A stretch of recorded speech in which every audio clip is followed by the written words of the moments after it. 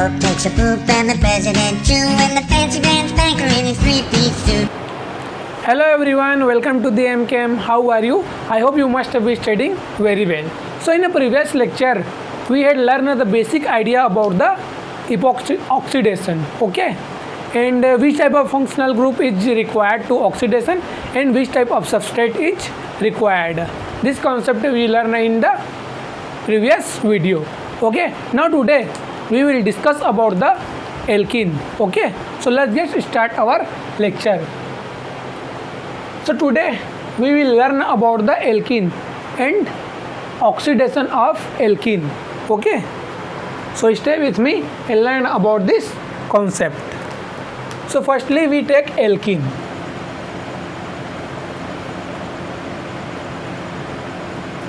You all know about the alkene. It is a simply between the two carbon atom double bond, okay?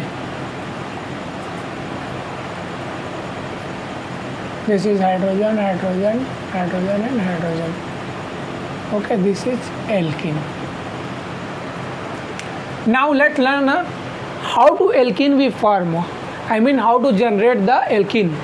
If we learn about the how to generate the alkene, then we will learn about the epoxidation, okay, which is very important.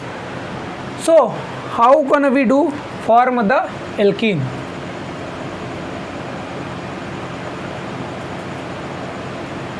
हम alkene को कैसे बना सकते हैं, है ना? आप सभी लोग 11th-12th में पढ़े ही होंगे एलिमिनेशन रिएक्शन, है ना?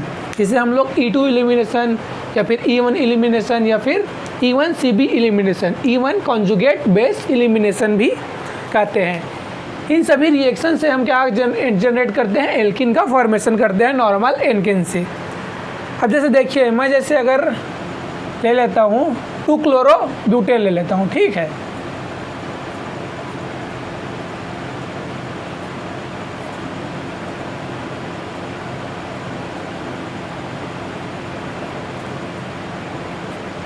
ठीक है, ये क्या है? 2-क्लोरो-ब्यूटेन है। अब जैसे मैं इसमें एलिमिनेशन रिएक्शन कराता हूँ, जैसे E1 एलिमिनेशन रिएक्शन, ओके?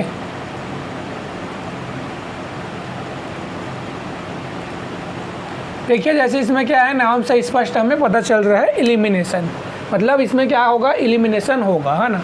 तो एलिमिनेशन E1 एलिमिनेशन रिएक्शन में क्या होता है? जो लिविंग ग्रुप है, ये क्लोरीन क्या है? लिविंग ग्रुप है, ओके? लिविंग ग्रुप, क्लोरीन क्या है? ये है लिविंग ग्रुप है। तो जो लिविंग ग्रुप के रिस्पेक्ट में बीटा पोजीशन पे क्या हो रहना चाहिए? हाइड्रोजन एटम प्रेजेंट रहना चाहिए। तो जैसे देखिए, ये क्या है? अल्फा है और ये क्या है? बीटा है, ठीक है? ये क्या है? लिविंग ग्रुप है। लिविंग ग्रुप के रिस्पेक्ट में ये क्या है? अल्फा कार्बन है और ये क्या है? बीटा कार्बन है। तो बीटा कार्बन पे क्या प्रेजेंट होना चाहिए? हाइड्रोजन प्रेजेंट होना चाहिए।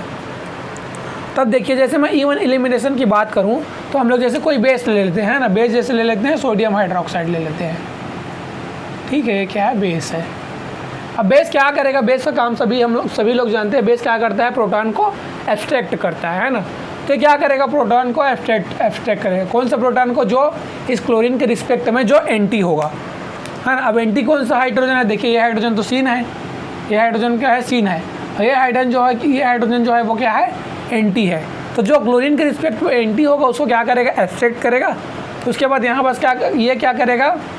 यहाँ पर जो देखिए क्लोरीन के जस्ट ऊपर साइड में क्या है? सिग्मा स्टार है ना? सिग्मा बॉन्डिंग के पीछे, हर बॉन्डिंग के पीछे क्या होता है? एक एंटी बॉन्डिंग होता है।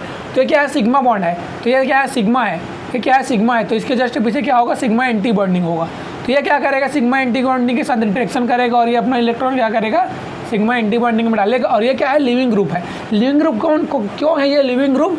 क्योंकि जैसे जैसे हम लोग सभी लोग जानते हैं, जैसे जैसे एटम का साइज बड़ा होता है, उसका एक एटम से दूसरे एटम के बीच में अट्रैक्शन भी क्या होता है? कम हो जाता है, जिससे उसका बॉन्ड जो क्या होता है? वीक होता है ना? तो अब ये क्या होगा?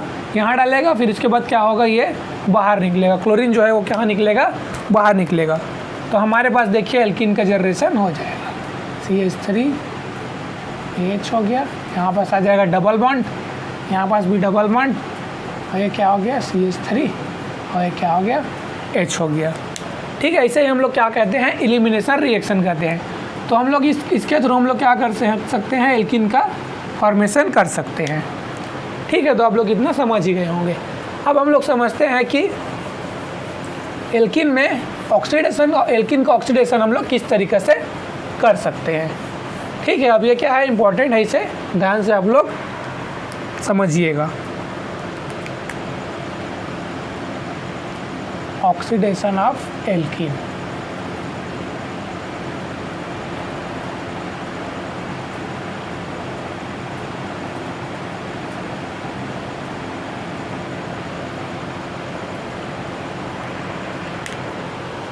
तो एल्किन के ऑक्सीडेशन हम लोग डिफरेंट टाइप के रिएक्शन होते हैं जो एल्किन का क्या कराते हैं, ऑक्सीडेशन कराते हैं। तो सबसे पहले उसके बारे में हम लोग सिंपल सा बेसिक आइडिया ले लेते हैं कि किस टाइप के रिएक्शन होता है जो एल्किन में, जिसमें हम लोग ऑक्सीडेशन करते हैं। जैसे डाईहाइड्रोक्सिलेशन हो गया, इपॉक्सीडेशन हो गया, अमीनो हाइड्रोक्सिलेशन हो गया, ओजोनोलाइसिस हो गया, है ना। ये सभी क्या करता है, एल्किन का क्या कराता है, ऑक्सीडेशन कराता है। So first point is dihydroxylation. डाईहाइड्रोक्सिलेशन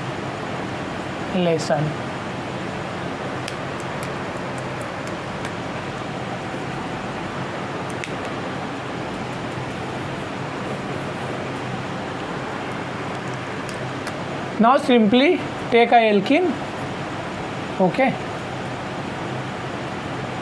and some oxidizing reagent here, and this is form a dihydroxide in carbon atom 1 and 2, okay.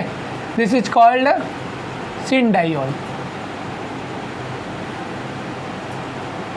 किस तरह का रिएजेंट रहेगा, कैसा इसका मैकेनिज्म होगा, इसको सब लोग इसको हम लोग क्या करेंगे, आगे डिस्कस करेंगे, है ना। तो don't worry about it. Second one is amino hydroxylation.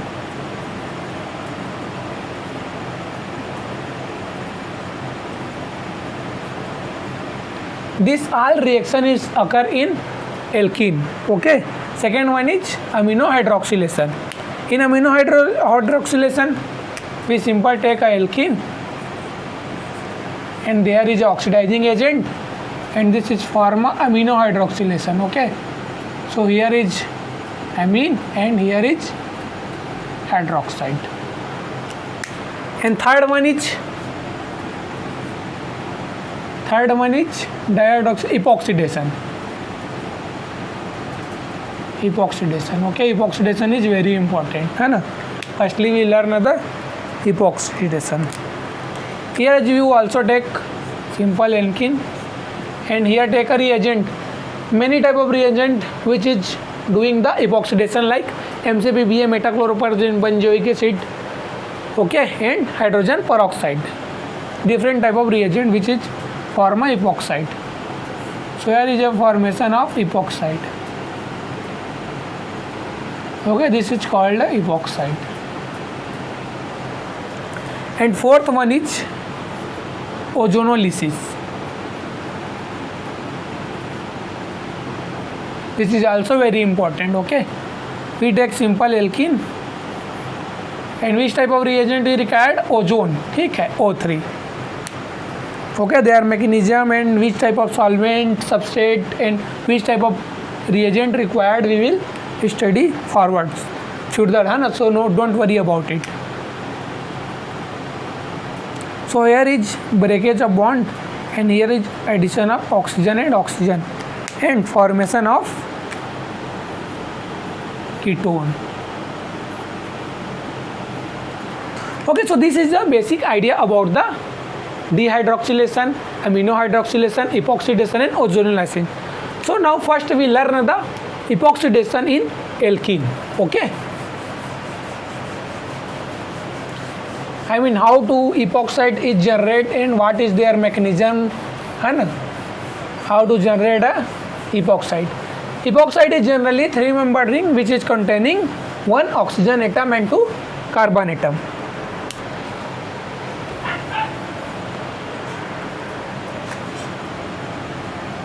Epoxidation of alkene.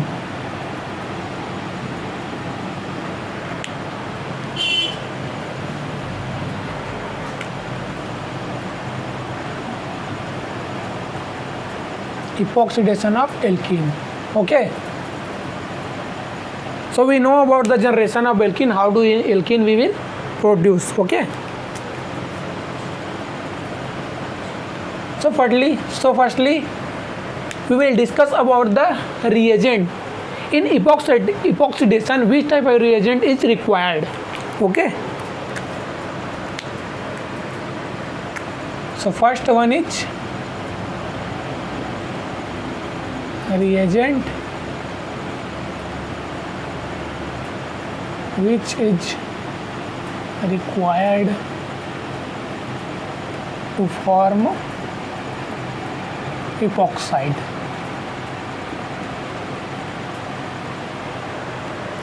This is a basic reaction. Okay, I can draw here oxidizing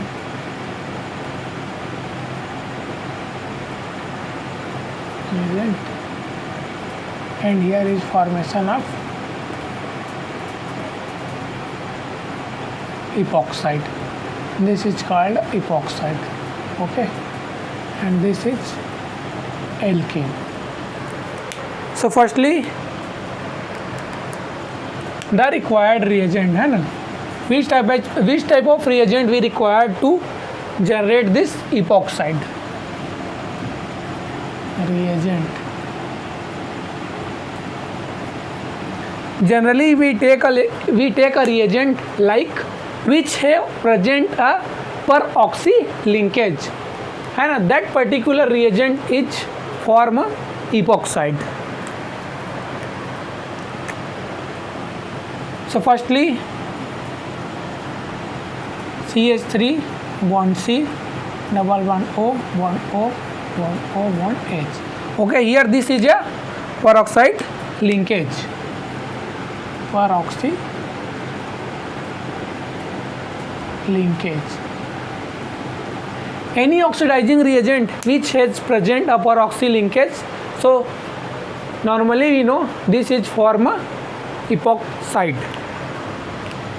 And second one is MCPB, metachloroperbenzoic acid. You all know about the MCPB. Okay,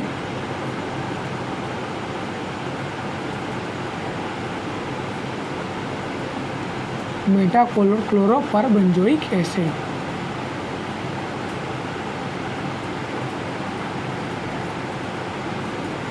This is a benzene, and this is a, in this respect to ortho, meta and para. So what is the name? Is MCPBA. Okay, this is a short name. The full name is metachloroperbenzoic acid. So देखिए है ना, Meta position पे क्या रहेगा, chloro बोला है, तो Meta position पे क्या हो जाएगा, क्लोरीन रहेगा. तो ये मेटा पोजीशन पे क्या हो गया, क्लोरीन. ठीक है, उसके बाद क्या बोला है, पर बेंजोइक एसिड. तो ये क्या है, परऑक्सी लिंकेज इसमें प्रेजेंट है, और ये क्या है, बेंजीन है. तो ये क्या हो गया, पर बेंजोइक एसिड. और किस टाइप के रिएजेंट ले सकते हैं, ऐसा रिएजेंट ले सकते हैं हम लोग जिसमें क्या रहे, परऑक्साइड लिंकेज प्रेजेंट हो. एंड थर्ड वन ले लेते हैं हम लोग,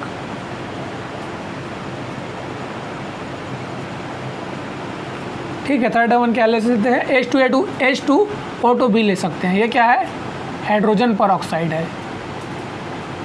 इसे भी हम लोग यूज कर सकते हैं. इसमें भी क्या होता है, परऑक्साइड लिंकेज होता है. और क्या ले सकते हैं, हाँ, ट्राईफ्लोरोपर एसिटिक एसिड भी ले सकते हैं. ठीक है, जैसे CF3 हो गया, bond C, double bond O, bond O, bond O, bond H. ये क्या है, ट्राईफ्लोरो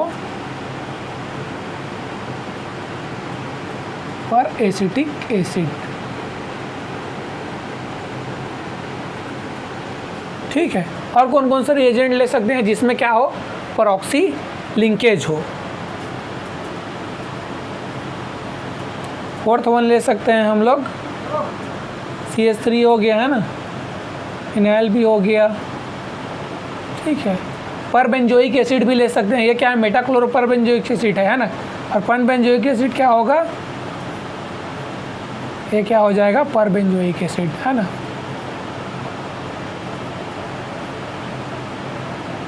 इसे हम लोग क्या बोलेंगे, पर ऑक्सी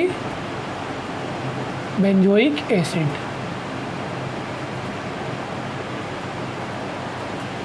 ओके, और कौन सा रिएजेंट ले सकते हैं, और ऐसे बहुत सारे रिएजेंट जिसमें क्या हो सकता है, परऑक्साइड, जिसमें क्या हो, परऑक्सी लिंकेज हो। ठीक है, तो जनरली ये रिएजेंट हम लोग ले सकते हैं, एसीटोनेट। ठीक है, तो हम लोग ट्रांजिशन मेटल कॉम्प्लेक्स कौन कौन सा ले सकते हैं, जैसे हो गया टाइटेनियम, है ना, titanium OIPR, titanium tetra isopropyl oxide.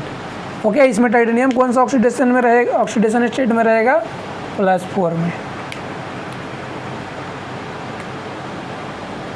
उसके बाद और कौन सा ले सकते हैं, वेनेडियम ले सकते हैं ना, AC का होल ट्वाइस। ये क्या है, वेनेडियम, ये क्या है, वेनेडाइल एसिटाइलेट है ये, है ना। ये कौन सा ऑक्सीडेशन स्टेट में रहेगा, ये क्या रहेगा, +5 में रहेगा। और कौन सा ले सकते हैं हम लोग, मोलिब्डेनम भी ले सकते हैं। मोलिब्डेनम कौन सा ऑक्सीडेशन में रहेगा, +6 में रहेगा। जितने भी हम लोग ट्रांजिशन मेटल रिएजेंट यूज करेंगे इपॉक्सीडेशन में, है ना, वो कौन सा रहेगा, अपने हाईएस्ट ऑक्सीडेशन स्टेट में प्रेजेंट रहेगा। और कौन सा ले सकते हैं, रेनियम भी ले सकते हैं, MnArOC, है ना। इसका ऑक्सीडेशन स्टेट क्या रहेगा, +8 में रहेगा। ठीक है, तो ये जो है बेसिक कॉन्सेप्ट है रिएजेंट के में है, हम लोग कैसा टाइप का रिएजेंट ले सकते हैं। अब हम लोग समझते हैं इसके मैकेनिज्म को, इपॉक्साइड के मैकेनिज्म की, जो कि बहुत इंपॉर्टेंट है ना। खैर मैकेनिज्म को इम्पॉर्टेंट नहीं है, आपको तो जो मेन पॉइंट है कि इपॉक्साइड कैसे बनना है वो याद रखना है। लेकिन कभी कभार क्या होता है, एग्जामिनर मैकेनिज्म से भी क्वेश्चन पूछ देता है ना, उसे आप लोग ध्यान में रखिएगा। Mechanism of epoxidation.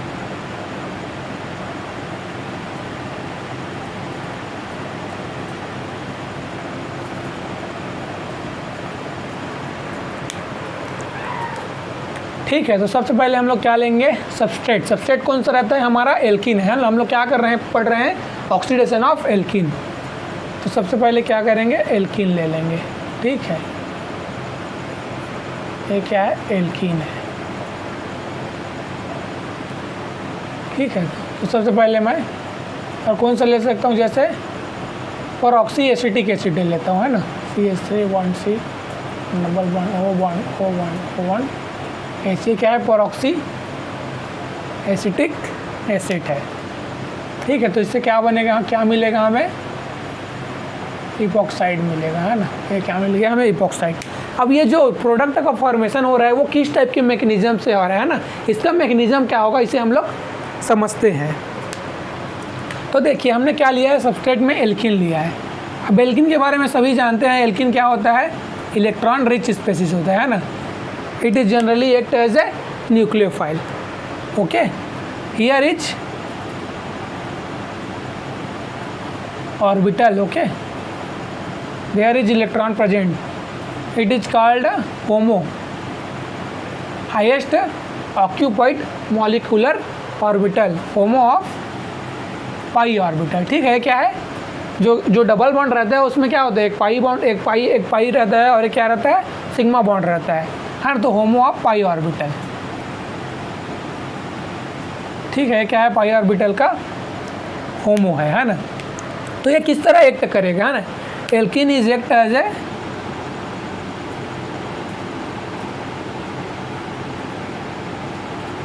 A nucleophile. अब न्यूक्लियोफाइल की तरह क्यों एक्ट कर रहा है, क्योंकि एल्कीन के पास क्या है, पाई इलेक्ट्रॉन डेंसिटी है। और हम लोग सभी जानते हैं जो जिसके पास इलेक्ट्रॉन डेंसिटी हो जाए या इलेक्ट्रॉन रिच स्पेसिस हो, उसे हम लोग क्या बोलते हैं, न्यूक्लियोफाइल बोलते हैं। ठीक है, अब जैसे मैं क्या ले लेता हूँ, परऑक्सी एसिटिक एसिड ले लेता हूँ, है ना, जो हमारा क्या है, रिएजेंट है।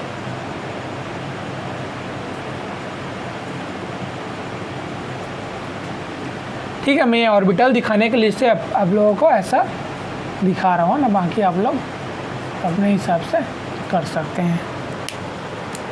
अब देखिए यहाँ पास क्या है, ऑक्सीजन के पास क्या है, लोन पेयर है ना, और इस ऑक्सीजन के पास लोन पेयर है। अब हम लोग सभी जानते हैं, इनऑर्गेनिक में हम लोग सभी पढ़ते हैं बॉन्डिंग में, है ना, कि लोन पेयर और लोन पेयर के बीच क्या होता है, रिपल्सन होने लगता है। तो देखिए ये लोन पेयर और ये लोन पेयर, है ना, और ये लोन पेयर और ये लोन पेयर, इन दोनों के बीच क्या होगा, रिपल्सन होगा।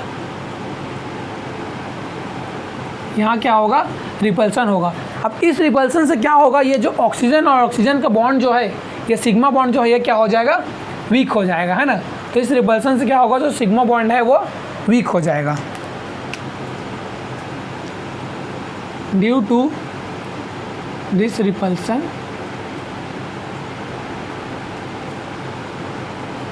द सिग्मा बॉन्ड इज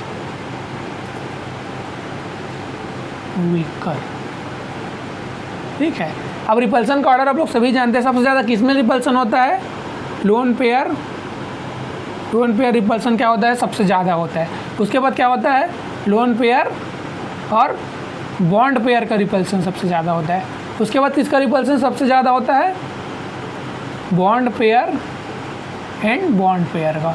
ठीक है, तो ये क्या है, इंक्रीजिंग ऑर्डर है ना। सबसे ज़्यादा किसका होगा, लोन पेयर, रोल पेयर में रिपल्सन सबसे ज़्यादा होगा। हाँ, इधर क्या हो रहा है, डिक्रीज हो रहा है ना, डिक्रीजिंग ऑर्डर। ठीक है, तो इतना तो हम लोग जानेंगे कि इसमें क्या हो रहा है, ऑक्सीजन में क्या हो रहा है, लोन पेयर है, जिसके कारण इसमें क्या हो रहा है, रिपल्सन हो रहा है लोन पेयर की वजह से, और ये बॉन्ड जो क्या हो रहा है, वीक हो रहा है ना। तो ये जो बॉन्ड वीक हो रहा है, अब इसे हम लोग समझते हैं, ये कैसे वीक तो हो रहा है, तो समझ गए। अब ये कैसे एक्ट करेगा।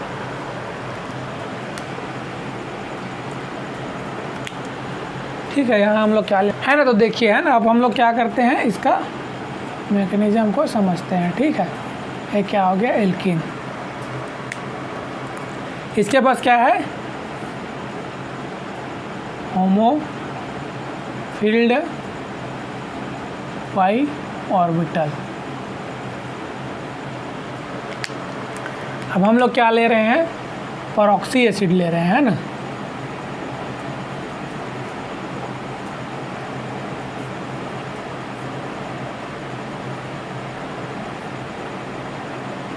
ठीक है, ये क्या हो गया, CH3 हो गया, है ना। अब देखिए क्या होता है, इसमें जो क्या है, इस ऑक्सीजन के रिस्पेक्ट में यहाँ क्या है, ये क्या है, सिग्मा बॉन्ड है ना। तो सिग्मा बॉन्ड के जस्ट अपोजिट में क्या होगा, सिग्मा एंटी बॉन्डिंग हो। तो यहाँ पास मैं क्या दिखा देता हूँ, सिग्मा एंटी बॉन्डिंग, है ना। अब हम लोगों ने समझ लिया कि लोन पेयर और लोन पेयर में रिपल्सन से क्या हो रहा है, ये बॉन्ड जो क्या हो रहा है, वीक हो जा रहा है ना। तो अब देखिए क्या होगा, जो एल्किन का जो इलेक्ट्रॉन है वो कहाँ, यहाँ पर क्या कर रहा है, क्या जनरेट हो रहा था, डेल्टा पॉजिटिव चार्ज, और यहाँ पर क्या जनरेट हो रहा था, डेल्टा निगेटिव चार्ज, है ना। जो एल्किन का जो क्या है, पाई इलेक्ट्रॉन ऑर्बिटल है ना, हाईएस्ट ऑक्यूपाइड मॉलिक्यूलर ऑर्बिटल है, जिसमें क्या होगा, इलेक्ट्रॉन प्रेजेंट होगा। तो ये अपना इलेक्ट्रॉन क्या करेगा, ऑक्सीजन के एंटी बॉन्डिंग में प्रमोट करेगा, है ना, एंटी बॉन्डिंग में डालेगा। न्यूक्लियोफाइल को जनरली क्या चाहिए, न्यूक्लियोफाइल तो देखते रहता है कि मेरे को कहीं पास से भी क्या दिखे, इलेक्ट्रॉन डिफिशिएंट स्पेसीज दिखे, ताकि मैं उसमें क्या कर सकूँ, अटैक कर सकूँ, है ना। तो अब ये क्या करेगा, ऑक्सीजन के एंटी बॉन्डिंग में इलेक्ट्रॉन डालेगा, है ना। उसके बाद देखिए ये जो बॉन्ड है, ये बॉन्ड कहाँ होगा, ब्रेक होके यहाँ जाएगा, है ना। उसके बाद ये कार्बन और ऑक्सीजन का डबल बॉन्ड है, यहाँ पास क्या हाइड्रोजन है, इस हाइड्रोजन को क्या करेगा, एब्स्ट्रैक्ट करेगा। और ये ऑक्सीजन का लोन पेयर जो है, ये जो लोन पेयर यहाँ प्रेजेंट है, वो क्या करेगा, यहाँ इस कार्बन पे क्या करेगा, अटैक करेगा। अरे जब मैं एल्किन में भी अगर मैं पार्शियल पॉजिटिव चार्ज और निगेटिव चार्ज दिखाऊंगा, तो कैसा बनेगा, इसमें भी एक जगह डेल्टा पॉजिटिव चार्ज बनेगा, एक जगह डेल्टा निगेटिव चार्ज बनेगा। तो डेल्टा निगेटिव चार्ज से ये क्या करेगा, यहाँ पर अटैक करेगा, है ना। तो ये क्या बनता है, इसमें क्या बनता है, साइक्लिक ट्रांजिशन स्टेट बनता है ना। तो साइक्लिक ट्रांजिशन स्टेट कैसे बनता है, उसे हम लोग देखते हैं।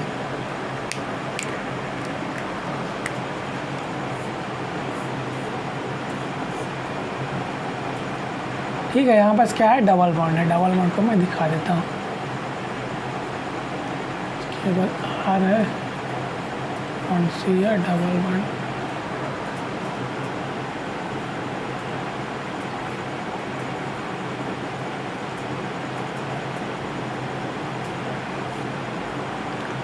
ठीक है। ये मैं ट्रांजिशन स्टेट को दिखाने के लिए इसको ऐसा बनाया हूँ। अब देखिए ये क्या कर रहा था, ऑक्सीजन पे क्या कर रहा था, इलेक्ट्रॉन को डाल रहा था। ठीक है, ये जो डबल बॉन्ड है, ये जो ऑक्सीजन का बॉन्ड क्या हो रहा था, ब्रेक होके कहाँ जा रहा था, इस कार्बन पे जा रहा था, है ना।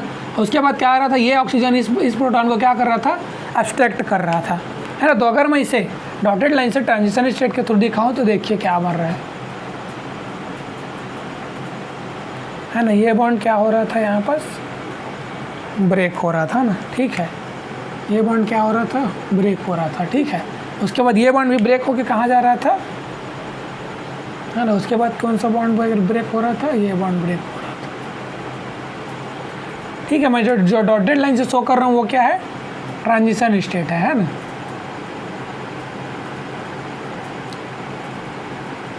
उसके बाद क्या है यहाँ पास, उसके बाद ये क्या कर रहा था, ऑक्सीजन इस हाइड्रोजन को क्या कर रहा था, अब्स्ट्रैक्ट कर रहा था। उसके बाद ये ऑक्सीजन क्या कर रहा था, लोन पेयर से क्या कर रहा था, यहाँ पास इलेक्ट्रॉन डाल रहा था। तो देखिए इसमें क्या बन रहा है, ये क्या बन रहा है, एक 3 मेंबर बन रहा है, ये क्या बन रहा है, 5 मेंबर बन रहा है ना।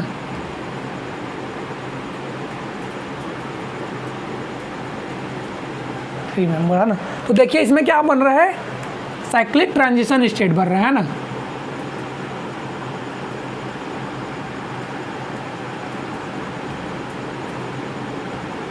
अब देखिए ये देखने से ट्रांजिशन स्टेट कैसा लग रहा है, स्पायरो टाइप नहीं लग रहा है। स्पायरो कंपाउंड तो हम लोग सभी जानते हैं, जब दो रिंग एक ही एटम से क्या हो, अटैच हो। देखिए यहाँ पर 2 रिंग जो क्या है एक ही एटम से अटैच है, तो इसी हम लोग क्या बोलते हैं, स्पायरो कंपाउंड बोलते हैं। तो इसमें क्या बन रहा है, स्पायरो टाइप ट्रांजिशन स्टेट बन रहा है ना, स्पायरो टाइप ट्रांजिशन स्टेट, ठीक है। तो अब देखिए अब धीरे से बॉन्ड ब्रेक होके क्या करेगा, ये इपॉक्साइड बना लेगा। देखिए कौन सा प्रोडक्ट का फॉर्मेशन होगा, ये है ना। अब यहाँ पास क्या बन जाएगा, इपॉक्साइड बन जाएगा। अब इस हाइड्रोजन को ये क्या कर लेगा, एब्स्ट्रैक्ट कर लेगा। तो प्लस हमारे पास क्या मिलेगा हमें, R bond C double bond O bond OH। यहाँ पास क्या मिलेगा हमें, एसिटिक एसिड मिलेगा, है ना, RC OH।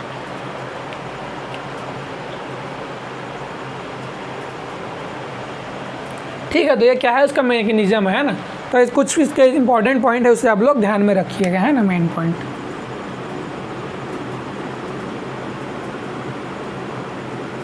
अरे मैकेनिज्म इंपॉर्टेंट नहीं है, सिर्फ अब ये याद रखिएगा, है ना। मैकेनिज्म तो आप लोगों को एग्जाम में तो मैकेनिज्म बनाने की ज़रूरत ही नहीं पड़ेगा, आपको बस रिएजेंट पहचानना है, फिर सीधा आप लोगों को क्या करना है, इपॉक्साइड का फॉर्मेशन कर देना है, ठीक है। तो एल्किन क्या कर रहा है, alkene is act as a nucleophile,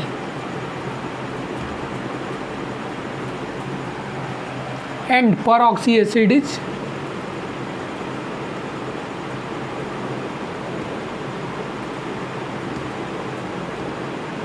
act as a electrophile, ठीक है। फर्स्ट पॉइंट हो गया। अब सेकेंड पॉइंट है, सेकेंड पॉइंट में देखिए इलेक्ट्रॉन किसमें डल रहा है, पाई ऑर्बिटल से किसमें डल रहा है, सिग्मा एंटी बॉन्डिंग में डल रहा है। तो इलेक्ट्रॉन का ट्रांसफर किसमें हो रहा है,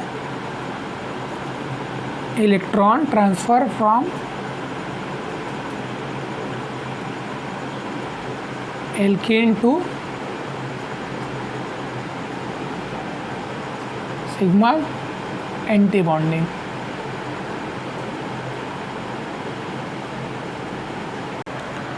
ठीक है। और थर्ड पॉइंट क्या है, थर्ड पॉइंट में देखिए क्या है, ट्रांजिशन स्टेट जो है क्या है, स्पाइरो टाइप ट्रांजिशन स्टेट है ना। और 3 मेंबर हम लोग सभी जानते हैं, 3 मेंबर क्या होता है, 3 मेंबर जो रिंग होता है वो क्या होता है, अनस्टेबल होता है। तो यहाँ पर एक प्रकार से क्या बन रहा है, क्राउडेड हो जा रहा है ना।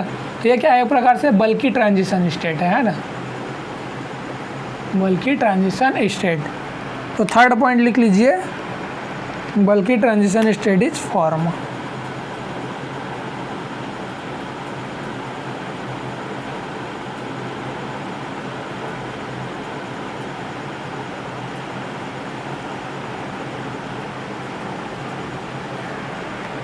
ठीक है। तो ये जो 3 पॉइंट है इसे आप लोग याद रखिएगा, और इतना जान लीजिए कि इसमें क्या करेगा, एल्किन जो है क्या किसकी तरह एक्ट करेगा, न्यूक्लियोफाइल की तरह करेगा, और जो हमारा रिएजेंट रहेगा वो क्या होगा, इलेक्ट्रोफाइल की तरह एक्ट करेगा, ठीक है। अब हम लोग तो मैकेनिज्म समझ लिया है ना।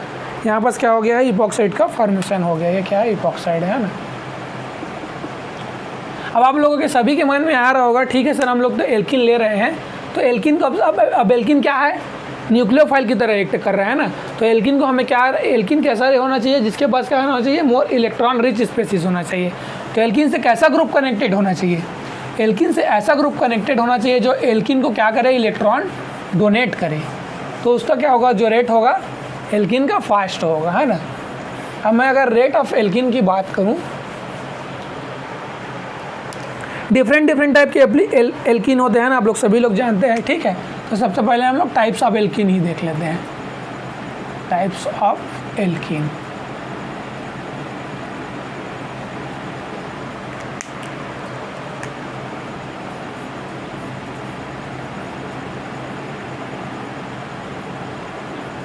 ठीक है, क्या है, सिंपल क्या है, ये एल्कीन है। ओके, अब देखिए अगर मैं यहाँ पास क्या कर दूँ, एक CH3 ग्रुप लगा दूँ और बाकी जगह पे हाइड्रोजन ही, हाइड्रोजन क्या होता है, रेफरेंस होता है। अब ये क्या हो गया, मोनो सब्स्टिट्यूटेड एल्कीन हो गया, क्योंकि देखिए इसमें क्या हो गया, एक सब्स्टिट्यूशन हो गया ना, तो इसे हम लोग क्या बोलेंगे, मोनो सब्स्टिट्यूटेड एल्कीन। उसके बाद अगर मैं 2 जगह पे क्या कर दूं, सब्स्टिट्यूशन कर दूं, तो वो क्या हो जाएगा, डाई सब्स्टिट्यूटेड एल्कीन हो जाएगा।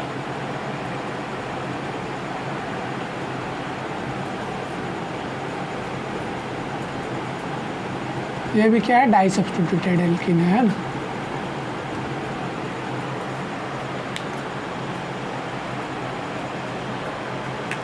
ये क्या है, डाई सब्स्टिट्यूटेड एल्कीन है।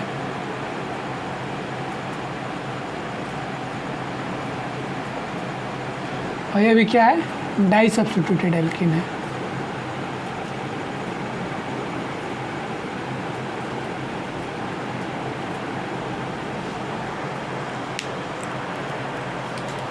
उसके बाद और देखिए, अगर इसमें मैं 3 क्या जोड़ दूँ, एल्काइल ग्रुप जोड़ दूँ, है ना, CH3 और ये H। अब ये क्या हो जाएगा, ट्राई सब्स्टिट्यूटेड एल्कीन हो जाएगा।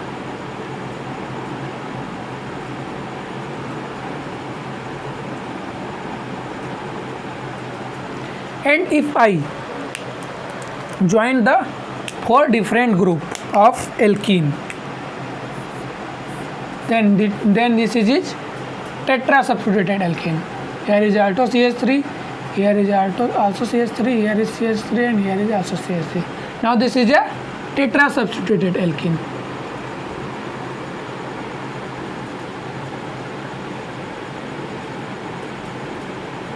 Tetra substituted alkene. Now if I ask one question, which alkene is most preferable to the rate of epoxidation, है ना, मतलब कि कौन से जो एल्कीन है जिसमें क्या होगा, रेट ऑफ रिएक्शन जिसका फास्ट होगा, है ना। अब देखिए, अब आप लोग जानते ही होंगे, जैसे हम लोगों ने एल्कीन क्या था, एल्कीन किसकी तरह एक्ट कर रहा था, न्यूक्लियोफाइल। अब न्यूक्लियोफाइल क्या होता है, जिसके पास मोर इलेक्ट्रॉन रिच स्पेसीज हो, है ना।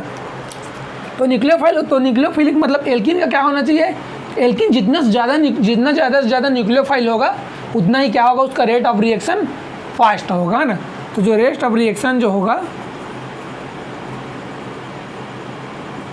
Directly proportional to nucleophilicity of alkene.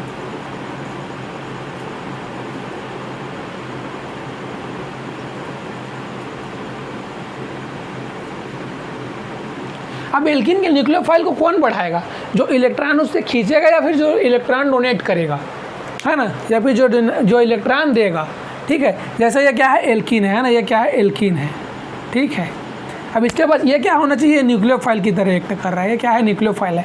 तो न्यूक्लियोफाइल कौन बनाएगा, जैसे देखिए एल्कीन के पास क्या है, इलेक्ट्रॉन है। अगर मैं इसे इलेक्ट्रॉन, अगर जैसे मैं कोई इलेक्ट्रॉन विदड्रॉइंग ग्रुप लगा दूँ, जैसे CF3 लगा देता हूँ, है ना, ये क्या है, इलेक्ट्रॉन विदड्रॉइंग ग्रुप है।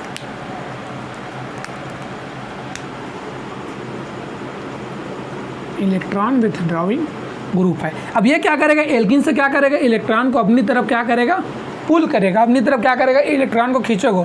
तो एल्कीन में क्या कर रहा है, ये क्या कर रहा है, एल्कीन में इलेक्ट्रॉन डेंसिटी को कम कर दे रहा है।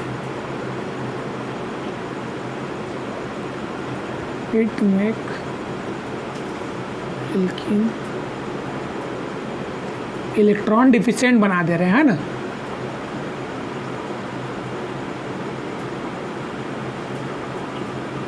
एल्किन को क्या कर रहा है, इलेक्ट्रॉन विथड्रॉइंग ग्रुप है वो क्या कर रहा है, इलेक्ट्रॉन डिफिशिएंट बना दे रहे हैं। लेकिन अगर हम लोग यहीं बस क्या कर ले, अगर इलेक्ट्रॉन डोनेटिंग ग्रुप बना दें, है ना, अब ये क्या करता है, न्यूक्लियोफाइल की तरह एक्ट कर रहा है ना। अब जैसे हम लोग इलेक्ट्रॉन डोनेटिंग ग्रुप लगा दीजिए जैसे CH3, तो ये क्या करेगा, इलेक्ट्रॉन क्या करेगा, डोनेट करेगा एल्किन को, है ना। तो ये क्या कर रहा है, एल्किन के न्यूक्लियोफिलिसिटी को क्या कर रहा है, इंक्रीज कर रहा है ना, increase the nucleophilicity of alkene. तो एल्किन की न्यूक्लियोफिलिसिटी को इंक्रीज कर रहा है, तो हम लोग क्या बोलेंगे, जो इलेक्ट्रॉन डोनेटिंग ग्रुप होगा, जिस एल्किन में इलेक्ट्रॉन डोनेटिंग ग्रुप होगा वो क्या होगा, उसका रेट ऑफ रिएक्शन क्या होगा, फास्ट होगा। ठीक है, तो अब रेट ऑफ रिएक्शन तो ठीक है, देखिए जैसे इसको मैं फर्स्ट दे दूं, सेकंड, थर्ड, फोर्थ, फिफ्थ और सिक्स। ठीक है, चलिए इसमें आप लोगों को क्या बनाना है, रेट ऑफ रिएक्शन का order of rate of reaction बताना है।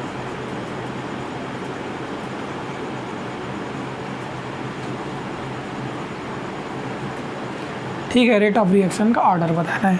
तो अगर मैं आप लोगों से पूछूं तो सबसे ज़्यादा किस में होगा रेट ऑफ रिएक्शन, है ना, मतलब सबसे पहले कौन सा एल्किन है जो क्या करेगा, इपॉक्सीडेशन में रिएक्ट करेगा। तो देखिए इसके पास, देखिए इसके पास क्या है, 4 डोनेटिंग ग्रुप है ना, 4 मिथाइल ग्रुप है जो क्या कर रहा है, इलेक्ट्रॉन डेंसिटी क्या कर रहा है, एल्किन में क्या कर रहा है, प्रोवाइड कर रहा है ना। तो अब देखिए ये तो मोर इलेक्ट्रॉन रिच हो जाएगा, तो इसका रेट ऑफ रिएक्शन क्या होगा, फास्ट होगा, सबसे फास्ट इसका होगा। इसके बाद इसमें 3 इलेक्ट्रॉन रिलीजिंग ग्रुप है, तो इसका उससे क्या होगा, थोड़ा कम होगा।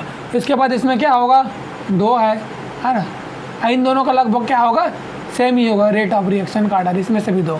इसमें क्या है, एक ही क्या है, इलेक्ट्रॉन डोनेटिंग ग्रुप है, और इसमें तो इलेक्ट्रॉन डोनेटिंग ग्रुप ही नहीं है, तो ये क्या होगा, सबसे लास्ट में हो जाए। तो ऑर्डर क्या होगा, 6 का सबसे फास्ट, फिर 5th का होगा, फिर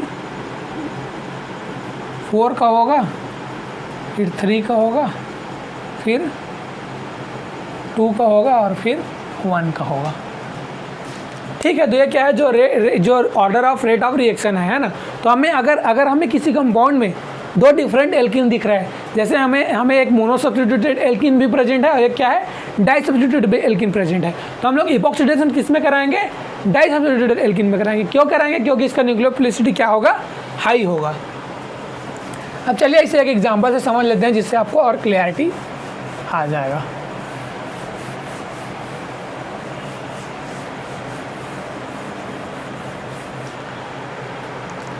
So now let me take a example, okay?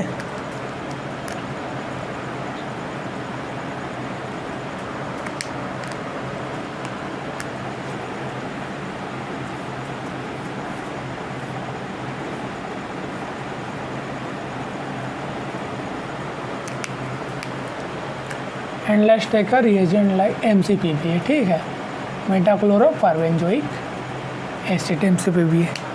अब देखिए हमारे पास क्या है, 2 डिफरेंट एल्किन है ना, this is a first alkene and this is a second alkene. अब मैं आप लोगों से पूछूँ कि कौन से एल्किन पे इपॉक्साइड बनेगा, तो आप लोगों का आंसर क्या होगा।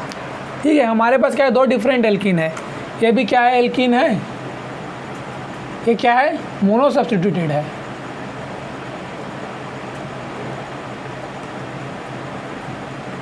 और यहाँ पास भी क्या है, एल्किन है ना, ये भी क्या है, एल्किन है। तो बताइए कहाँ सबसे ज़्यादा, कहाँ जो है इपॉक्साइड का फॉर्मेशन कहाँ होगा, है ना। तो आप लोग सभी लोग का आंसर सही है, कहाँ होगा, फर्स्ट में क्या होगा, रेट ऑफ रिएक्शन क्या होगा, फास्ट होगा। क्यों फास्ट होगा, क्योंकि फर्स्ट में क्या है, इलेक्ट्रॉन विथड्रॉइंग ग्रुप है जो क्या करेगा, इलेक्ट्रॉन को एल्किन में पुश करेगा। तो हम लोग क्या करेंगे, यहाँ पास क्या करेंगे, इपॉक्साइड का फॉर्मेशन कर देंगे। यहाँ पर हम लोगों ने क्या कर दिया, इपॉक्साइड का फॉर्मेशन कर दिया, है ना। और ये वाला भी बनेगा तो ये भी वाला भी, लेकिन वो क्या होगा, माइनर होगा।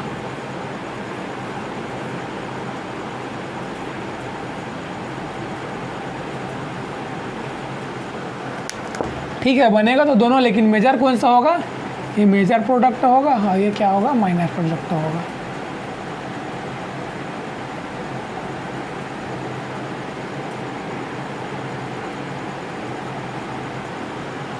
ठीक है, तो ये क्या होगा, मेजर प्रोडक्ट होगा और एक क्या होगा, माइनर प्रोडक्ट होगा।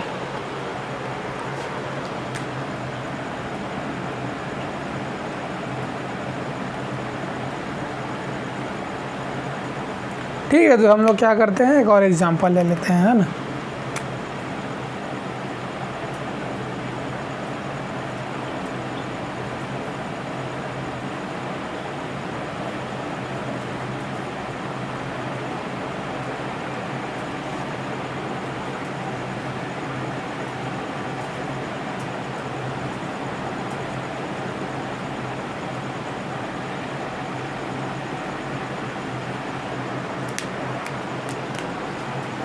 ठीक है, अब मैं क्या ले लेता हूँ, MCPB है।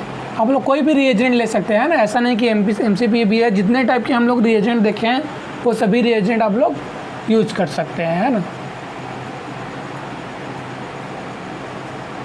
और जैसे कोई मैं सॉल्वेंट लेता हूँ, CH2Cl2 क्या ले लेता हूँ, सॉल्वेंट ले लेता हूँ। ये क्या है, सॉल्वेंट है। ठीक है, सबसे पहले आप लोग सबस्ट्रेट में देखिए कितने टाइप के एल्कीन है। यहाँ भी क्या है, 2 टाइप के एल्कीन है, ये फर्स्ट एल्कीन, ये सेकंड एल्कीन। अब मैं आप लोगों से पूछूं कि रिएक्शन जो है किस में फास्ट होगा, तो आप लोग सभी जान ही गए हैं कि जो क्या होगा, मोर सब्स्टिट्यूटेड एल्कीन में क्या होगा, रिएक्शन फास्ट होगा और उसी में क्या होगा, इपॉक्साइड का फॉर्मेशन होगा। तो यहाँ पर क्या है, देखिए यहाँ पर जो है ये एल्कीन जो है क्या है, ट्राई सब्स्टिट्यूटेड है, 1, 2 और 3, ये क्या है, ट्राई सब्स्टिट्यूटेड एल्कीन है। तो वहाँ पर क्या होगा, इपॉक्साइड का फॉर्मेशन फास्ट होगा। तो यहाँ पर मैं क्या करूँगा, इपॉक्साइड का फॉर्मेशन कर दूँगा। यहाँ पास क्या हो जाएगा, इपॉक्साइड फॉर्म हो जाएगा। ठीक है, उसके बाद यहाँ पास क्या है, CH3 है, यहाँ पास हाइड्रोजन और ये क्या है, हाइड्रोजन। ठीक है, तो ये क्या होगा, प्रोडक्ट का फॉर्मेशन, तो ये प्रोडक्ट बनेगा। ठीक है, तो आप लोगों को सबस्ट्रेट में क्या करना है, आइडेंटिफाई करना है कि कौन सा एल्कीन जो है क्या है, मेजर प्रोडक्ट बनाएगा। लेकिन अगर जैसे 2 एल्कीन दे दिया गया है, उसमें आप लोगों को सेलेक्टिविटी नहीं है ना। यहाँ पास भी एल्कीन दे दिया गया है, जैसे यहाँ पास भी एल्कीन दे दिया है। अब दोनों तो सेम ही है, तो आप लोग क्या करो, कहीं से भी बना लो, है ना। MCPB ले ले और क्या ले ले, सॉल्वेंट ले ले, है ना। तो दोनों ही क्या है, दोनों एल्कीन क्या है, सेम है। बोथ एल्कीन आर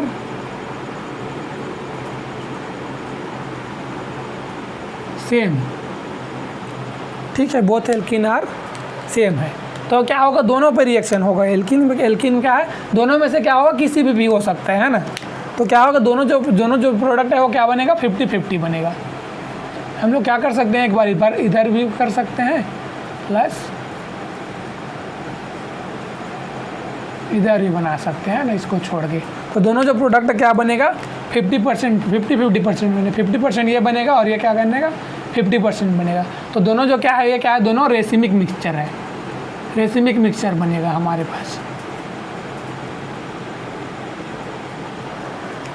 ठीक है, तो आई होप आज के कॉन्सेप्ट को आप लोगों ने अच्छे से समझा होगा। बाकी हम लोग नेक्स्ट लेक्चर में इसके थोड़ा stereo specificity and stereo selectivity को स्टडी करेंगे। ठीक है, तब तक के लिए good bye, keep educating your self.